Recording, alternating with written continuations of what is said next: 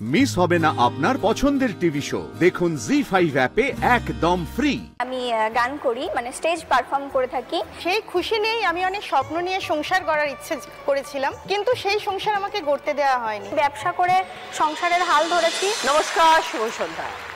দিদিরা আর ভয় না পেয়ে মনের জোরে এগিয়ে যায়, যে কোনো কাজ করতে পারে। আজকে তাদের মন যাচায়। যদি তুমি সিঙ্গার, তোমার গান তো শুনলাম, তার পাশাপাশি তোমার চপের দোকান আছে, কোনটা আগে শুরু হয়েছিল? গান আগে ছোটবেলা থেকে গান শিখছো? একদম ক্লাস 1 থেকে গান শুরু, বাবার হাত ধরেই গান শেখা। বাবাও গান করে, ওনার হাত ধরে স্টেজ শো শুরু হয়েছে। ক্লাস 4-এ স্টেজ শুরু করি, আর এই চপের দোকান বিয়ে হওয়ার পরে এটা খুলেছি আমি। আমার হাজবেন্ডের সাথে দেখা, গানের সূত্রেই দেখা প্রোগ্রামে। হাজবেন্ডও কি গানের সাথে যুক্ত? হ্যাঁ, উনিও গান করে প্লাস গিটার বাজায়, মানে উনি যখন গিটার বাজায় আমি তখন গান গাই, এরকম ভাবে হয় আর কি। আচ্ছা। আমার একটা ছেলে আছে, 3.5 বছর বয়স তার। এই চপের দোকানটা খুলেছি, মানে আমাদের যখন অফ সিজন হয় তখন প্রচন্ড মুশকিল, যেহেতু এটাই আমাদের ইনকাম সোর্স, তো আর কিছু তো নেই। তো অনেক ভাবনা চিন্তা করে প্রথম হোম ডেলিভারি শুরু করেছিলাম। চিকেন, পোলাও, এইসব কিছু। কে রান্না করতে? তুমি করতে? সব আমি সব জানো করতে? হ্যাঁ, রান্না করতে ভালোবাসি, খাওয়াতেও ভালোবাসি। এখন তোমার পরিবারে কে কে আছেন স্মৃতি? আমার হাজবেন্ড আর আমার ছেলে। দুজনে মিলে যখন শোতে যাও, বাচ্চা কার কাছে থাকে?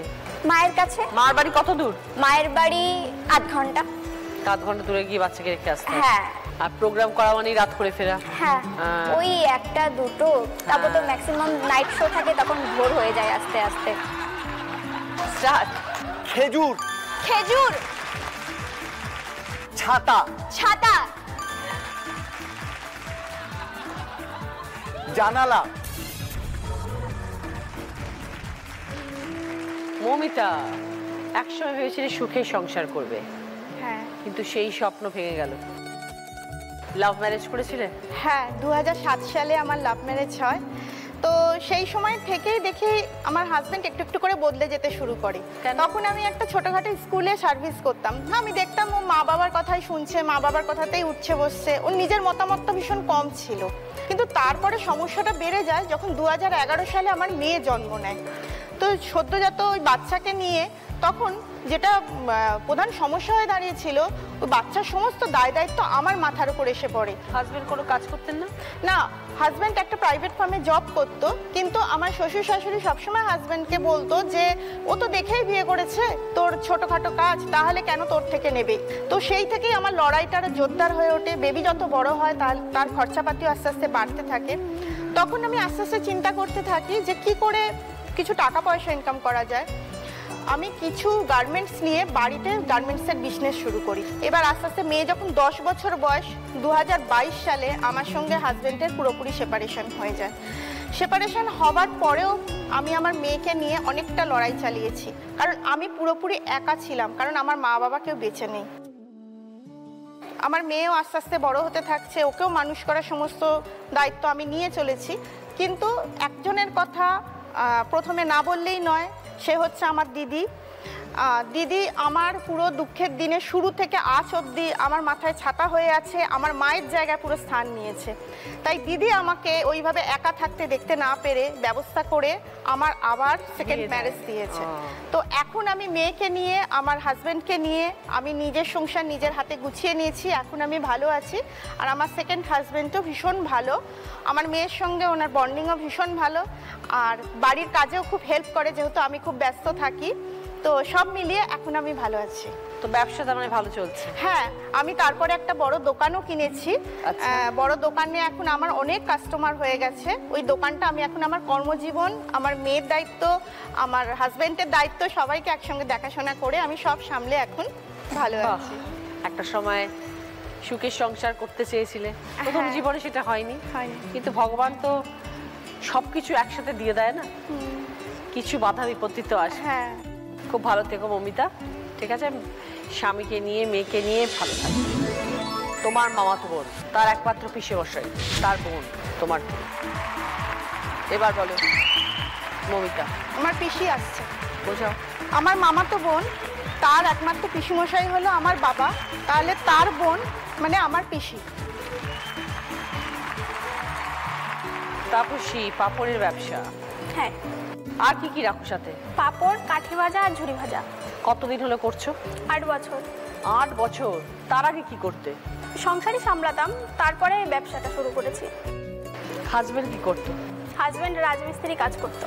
আমি তখন ছোট, বাবা মার অভাবের কারণে আমাকে বিয়ে দিয়ে দেয়। আমার হাজব্যান্ড আমার শ্বশুরবাড়ি থেকে বলেছিল আমাকে পড়াশোনা করাবে, কিন্তু আমি বিয়ে হয়ে যখন শ্বশুরবাড়িতে এলাম, এসে দেখি আমার শাশুড়ির মা অসুস্থ। তখন আমি পড়াশোনাটা চালাতে পারিনি, সংসারের দায়িত্বটা আমার নিতে হয়েছে। 4 জনের সংসার চালাতে খুব কষ্ট হতো। বিয়ের 4 বছর পরে তার মাঝখানে আমার ছেলে হলো, বড় ছেলে হলো। তখন ছেলেকে নিয়ে আমার শ্বশুর শাশুড়ি, হাজব্যান্ড, আমি, আমাদের সংসার আরও বেশি অভাব, মানে চারিদিক থেকে অভাবে ঘিরে ধরলো। সংসার চালাতে খুবই কষ্ট হতো। হঠাৎ করে একদিন আমি আমার ননদের বাড়ি গেলাম, কৃষ্ণনগর চাপড়াতে। সেখানে গিয়ে দেখলাম আমার ননদের বাড়িতেও ওই কাজটা হতো, আর ননদের বাড়ির চারিপাশে, মানে পাশে প্রায় বাড়িতেই এই কাঠি ভাজা, ঝুড়ি ভাজা, পাঁপড় এগুলোর কাজ হয়। তো আমি সেখানে গিয়ে ওই কাজগুলো দেখলাম যে কিভাবে করছে। দেখে আমি তখন ভাবলাম যে এই কাজটা আমার ভালো লাগলো। তারপরে 5 দিন থেকে আমি ওই কাজটা ওদের দেখে শিখলাম কিভাবে কাঠি ভাজার মেশিনটা ঘোরাচ্ছে, কিভাবে ঝুড়ি ভাজাটা ব্যাটের উপরে ফেলে সেটা আবার তেলের উপরে ফেলছে। এগুলো আমি মাত্র 5 দিন থেকে ওখানে দেখে শিখলাম। শিখে আমি বাড়ি চলে এলাম। এসে আমার হাজব্যান্ডকে বললাম যে দেখো, আমার তো এরকমভাবে সংসার চলছে, সংসার চালাতে তো খুব কষ্ট হয়, তাহলে দিদির বাড়ির ওখানে যেমন ব্যবসা করে, এই ব্যবসাটি কি আমরা করতে পারি না? তো আমার হাজব্যান্ড তখন বললো যে হ্যাঁ, করা যেতেই পারে, তুমি যদি চাও তাহলে অবশ্যই করতে পারো, কিন্তু ব্যবসাটা করতে আমার তো পুঁজির দরকার না। পুঁজি ছাড়া আমি ওই জিনিস। মেশিনগুলো কিরম দাম? মেশিনগুলো দিদি, এক একটা মেশিন, মানে মেশিনগুলো অনেক বড় বড় না, ছোট ছোট কাঠের মেশিন, হাতে ধরতে হয়। মেশিনগুলো 1000 টাকা, 1200 টাকা এরকম দাম এক একটা মেশিনের। আমার হাজব্যান্ডের পরিচিত কিছু কারোর থেকে কিছু টাকা ধার করে নিয়ে আসলো। নিয়ে এসে দিদি আমি প্রথমে কড়াই, তারপরে মেশিন, এগুলো তো কিনে নিয়ে আসলাম। তার সঙ্গে আমি মাত্র 2 কিলো বেসন আর 5 কিলো তেল কিনে নিয়ে আসলাম। পাঁপড়টা তখন আমি আনতে পারিনি। তারপর যে দোকানে আমার কাছ থেকে একটা করে মাল নিচ্ছিল, তারপরে আস্তে আস্তে সেখানে 10টা মাল নিচ্ছে, আর একটা দোকানে 20টা মাল নিচ্ছে। এরকম করে আস্তে আস্তে আমার ব্যবসাটা বড় হতে শুরু হলো। তারপরে আস্তে আস্তে অর্ডার আসতে শুরু হলো আমার মালের, যে আমার 100 বান্ডিল লাগবে, 200 বান্ডিল লাগবে, এরকম আস্তে আস্তে আমার অনেক অর্ডার আসতে শুরু হলো। এখন আমার প্রত্যেক দিন 80-90 কিলো বেসনের কাজ হয়, 15 থেকে 30 কিলো পাঁপড়ের কাজ হয়। এই 3 জনেই বানাও? না, 3 জন না দিদি, আমার বাড়ির আশেপাশে মানে যেসব মহিলারা আছে, আমি 15 জনকে নিয়েছি আমার সঙ্গে কাজের জন্য, তারাও এখন আমার সঙ্গে কাজ করে। এখন অনেক অবস্থা ভালো হয়েছে? হ্যাঁ, আগের থেকে এখন ভালো হয়েছে। দেয়ালে যখন পিঠ থেকে যায় তখন মানুষ ঘুরে দাঁড়ায়, এবং একটা না একটা উপায় ঠিক বেরিয়ে আসে। হ্যাঁ, খুব ভালো থাকো, ব্যবসা আরো অনেক বড় হোক।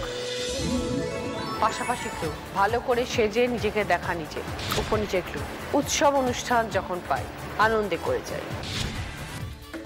এবার বলো তাপসী। আয়না আর নাচ গান। শেষ প্রশ্নের উত্তর দিয়ে আজকে দিন নাম্বার 1 তাপসী রায়। জি5 ডাউনলোড করুন আর সব এপিসোড দেখুন একদম ফ্রি।